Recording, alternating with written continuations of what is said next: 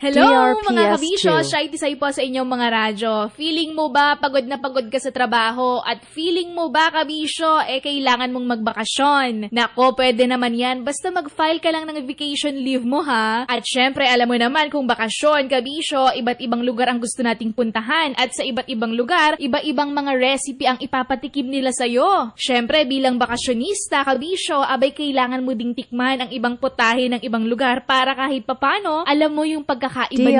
DRPS2. Alam mo naman tayong mga Pinoy, kabisyo, minsan talagang madiscover tayo sa mga bagay-bagay at sa mga pagkain. Kailangan may dala-dala kang gamot para sa tiyan. Kasi alam mo naman, kabisyo, kapag ka nasa bakasyon ka, gusto mo lang mag-enjoy ng mag-enjoy. Paano kung biglang nakaramdam ka ng hindi magandang pakiramdam sa tiyan? Kaya kailangan, meron ka laging dala-dala niyan. Buti na lang, nariyan ang Biome Gut Care na probiotic supplement para matulungan mag-improve ng lactose malabsorption at digestion with proper DRPS2. diet and healthy lifestyle. Mayroon itong good bacteria na tutulong makarecover at tumibay ulit ang tiyan para makaiwas tayo sa komplikasyon sa tiyan with proper diet and healthy lifestyle. Mabibili sa leading drugstores nationwide for only 35 pesos SRP. Para sa kalusugan, hindi kailangan gumastos ng malaki. Alagaan ng tiyan, alagaan ng sarili. Mahalagang paalala, ang Biome Gut Care ay hindi gamot at hindi dapat gamiting panggamot sa anumang uri ng sakit.